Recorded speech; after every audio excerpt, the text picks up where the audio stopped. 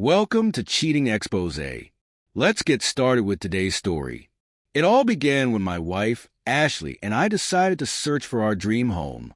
Adam, this is the perfect time for us to upgrade, Ashley said one evening as we sat on the couch.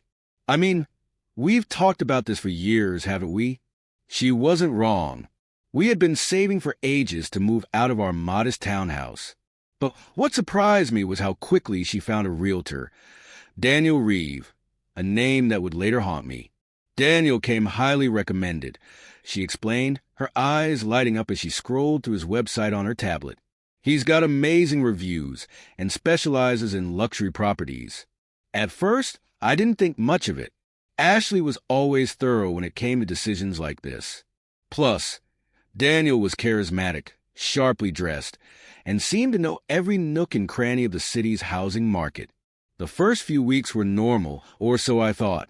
Daniel took us to see property after property, always greeting us with his signature grin and a clipboard full of listings. He had a knack for making us feel like his only clients. This one has a view that'll take your breath away, he'd say, gesturing toward a panoramic window as Ashley stood beside him, nodding enthusiastically. I couldn't help but notice how often their conversations drifted from square footage to casual banter, but I told myself I was overthinking it. After all, this was his job. One night, Ashley came home late from what was supposed to be a routine property visit. I was on the couch, half asleep, when she walked in, holding her heels in one hand and a folder in the other. Long night? I asked, yawning. Yeah, Daniel wanted to go over some paperwork for the Kensington property, she replied, avoiding my gaze as she disappeared into the kitchen. It's such a good deal, but we have to act fast. Something fell off, but I shook it off. This was our dream home we were talking about. Of course, she was invested. The late nights continued, meetings, phone calls, and last-minute showings. At first, I didn't think much of it. The housing market was competitive, and Ashley was always the type to give her all when she had a goal in mind. But then other things started to stand out, little things that, at the time, I brushed aside. She was on her phone constantly. Whether we were sitting on the couch having dinner or even lying in bed, her screen was always lighting up with notifications. And she wasn't just scrolling mindlessly. She'd be typing furiously, occasionally letting out a soft laugh or a smile at whatever was on her screen. What's so funny? I asked one evening, my curiosity getting the better of me. She looked up, startled, as if she'd forgotten I was even in the room. Oh, nothing, she said quickly, just looking at more listings. Daniel sent me a few options earlier. I nodded, though something about her answer felt rehearsed. Daniel again. His name had been coming up more and more lately, but I convinced myself it was just because of the house hunt. Still, her laughter over listings seemed oddly out of place. The turning point came one night, when she got home late from another showing with Daniel. I was sitting on the couch, half watching TV, when she walked in, her bag hanging from her shoulder and a tired expression on her face. "You're up late," she said, offering me a faint smile as she kicked off her heels. "Couldn't sleep," I replied, glancing at her as she moved past me toward the kitchen. As she passed, a scent lingered in the air, subtle but unmistakable. It was a men's cologne. Not mine. New perfume. I asked casually, testing the waters. She froze for the briefest moment before turning to me. "Huh? Oh, no," she said with a quick laugh. "Must have been from one of the properties. You know how some of those places smell all fancy." I nodded, but a knot formed in my stomach. The explanation didn't sit right. The following days, I paid closer attention. I started noticing patterns. How her laughter at her phone became more frequent. How her meetings with Daniel always seemed to stretch later and later. Then came Saturday. I was reviewing some bills at the dining table, while Ashley was upstairs, supposedly getting ready to visit a few properties on her own. Her phone buzzed on the kitchen counter, lighting up with a notification. Normally, I wouldn't have given it a second glance, but this time, I couldn't help myself. The name on the screen made my stomach drop. Daniel Reeve. I hesitated, my hand hovering over the phone. I shouldn't look, I told myself. I should trust her. But something inside me screamed that I needed to see. Slowly, I picked up the phone and read the message. Last night was incredible. Can't stop thinking about it. Can't wait for tonight. The words blurred as my mind raced. My hands began to shake, and it felt like the air had been sucked out of the room. Last night, she'd told me she was out looking at properties. What the hell was he thinking about that couldn't wait? I set the phone down on the counter, trying to process what I'd just seen. It felt like my whole world had been turned upside down. The late nights, the extra meetings, the way she laughed at her phone. All the pieces started clicking into place. She wasn't looking at listings. She wasn't just working late.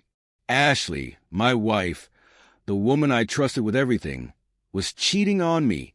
And Daniel Reeve, the charming, always-on realtor, was the one she was sneaking around with. I leaned against the counter, my heart pounding as I replayed the past few weeks in my head.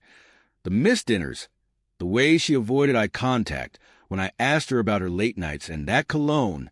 God, how could I have been so blind? I stood there for what felt like hours, staring at the phone, the message burning in my mind.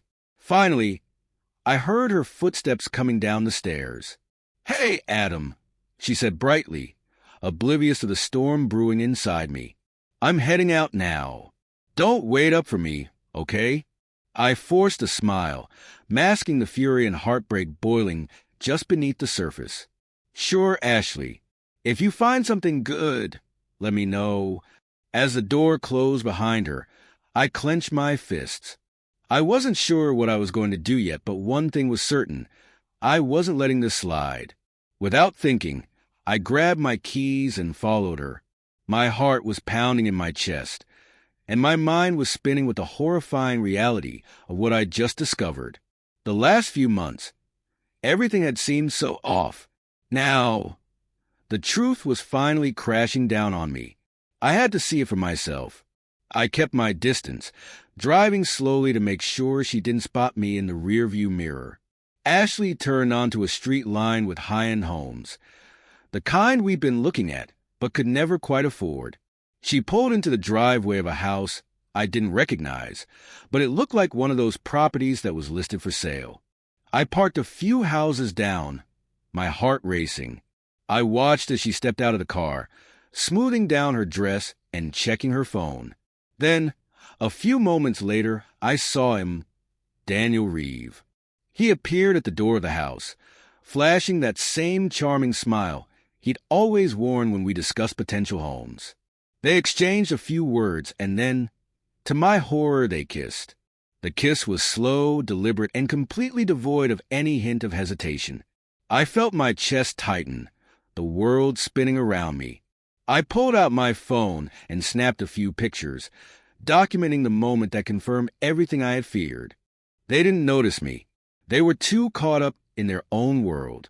They walked toward the front door of the house, and I stayed hidden, crouched behind a car parked along the street. Once they disappeared inside, I didn't waste any time. I followed, moving carefully to avoid being seen. I knew they were busy with their own twisted version of reality. But I couldn't help but feel sick to my stomach, like I was betraying my own morals just by being here. I reached the side of the house and found a spot where I could see into the living room through the glass door. What I saw made me freeze in place. Ashley and Daniel were standing in the living room, their hands all over each other. He was already pulling off her blouse, his lips trailing down her neck as she pushed him back toward the couch. They didn't even seem to care that they were in full view of the street. I stood there, hidden in the shadows, my breath catching in my throat. The anger was burning inside me. But there was something else too, a deep, sinking pain that spread through my chest. This was my wife, the woman I had loved and trusted, and here she was, letting another man touch her the way only I should have been able to. I quickly pulled out my phone again and started recording. I wasn't sure what I was going to do with the footage, but I had to capture this. They continued, oblivious to me. I focused the camera on them, my hands shaking as I documented their betrayal. Their clothes were scattered across the living room floor, and I could see them getting closer and closer to the final moment. I could barely keep my composure as I watched them, knowing full well that this was the end of everything I thought was real. The perfect house, the dream life. None of it had ever been real. I left quietly, making sure not to draw attention. The drive home was a blur. I had the proof now. I wasn't going to confront them just yet. I needed to think. Divorce seemed like the only option now, but I had to be smart about it. I'd go to a lawyer first thing in the morning to start the process, to protect myself and ensure she wouldn't get a dime from the divorce. I'd make sure she paid for what she'd done, emotionally and financially. I also needed to wait for the right moment. I wasn't going to let Ashley or Daniel off easy. When the time came, I'd confront them both, and they would understand the consequences of their betrayal. When I finally arrived home, I acted like nothing had changed.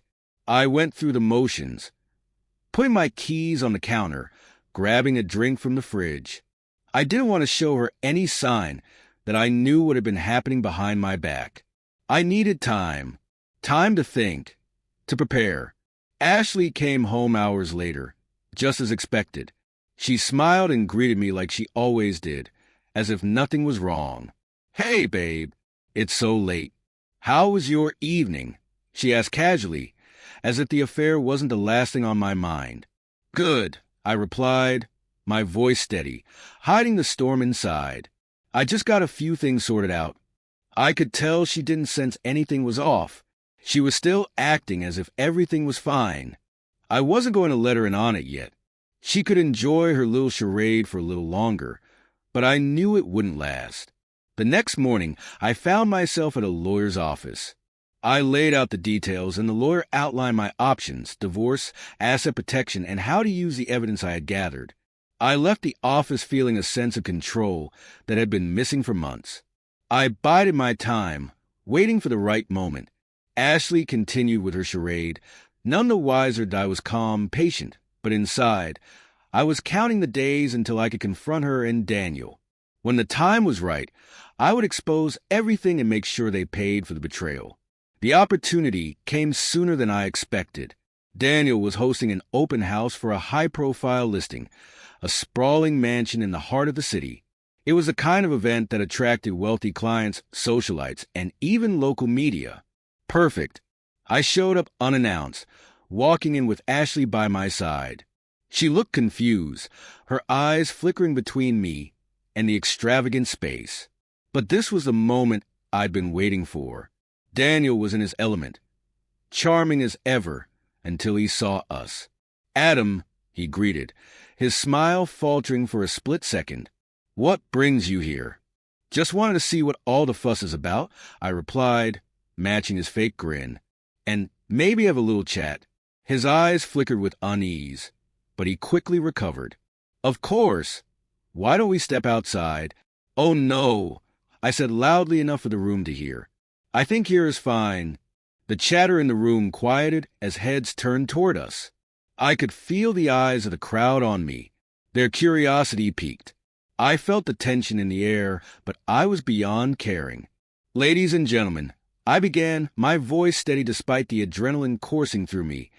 "I just wanted to thank Daniel Reeve for his exceptional service, not just in real estate, but in other areas as well." A murmur spread through the crowd. Daniel's face turned beet red. "You see," I continued, "Daniel here went above and beyond to entertain my wife during our home search. Isn't that right, Daniel?" Ashley, who had just arrived with me, froze in the doorway. Her face turned pale, a mix of shock and horror spreading across it as she realized what was happening. "Adam, stop," she pleaded, but I was past the point of caring. "No, Ashley," I said. "I think everyone here deserves to know just how dedicated Daniel is to his clients." I paused, letting the words sink in, my voice dripping with sarcasm. So dedicated, in fact, that he helped himself to my wife while showing her properties. The room erupted in gasps and whispers. Someone in the back even pulled out their phone to record. I watched as Ashley's face twisted in disbelief, her mouth open and closed, as if she were trying to find the right words, but there was nothing left to say. She had been caught. "Please, Ashley," she said, her voice trembling as she took a step toward me. "I never meant for this to happen. It was a mistake. We didn't think."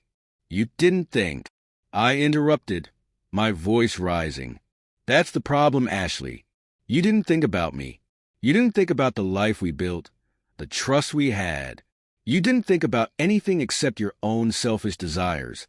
The guilt on her face was unmistakable, but it didn't change what had happened. I couldn't shake the image of her with him. Her laughter, her smiles, the way she'd thrown our marriage away for a few stolen moments. "I'm done with you, Ashley," I spat, my voice cold and resolute. "I filed for divorce. It's over." Daniel was standing there, silent now, looking like a deer caught in headlights. The whole room was silent, waiting for the next move, and I could feel the weight of their eyes on me. But I didn't care anymore. This was it. The aftermath was quick and unforgiving. Ashley begged for forgiveness, but I couldn't listen. The woman I loved had betrayed me in the worst way possible. The divorce was straightforward, uncontested. I took everything we had worked for, knowing she didn't deserve any of it. But I wasn't finished with Daniel. Armed with evidence, photos, texts, and videos, I sued him for emotional distress and misconduct. The fallout was immediate. His reputation crumbled. His agency fired him, and within weeks his real estate license was revoked. Ashley moved out, pleading for another chance, but I had nothing left to give. The trust was gone. In the end, I found peace knowing justice was served. The betrayal had taken its toll, but it also taught me to trust myself and take control of my life again. And that's exactly what I did. Thank you for watching.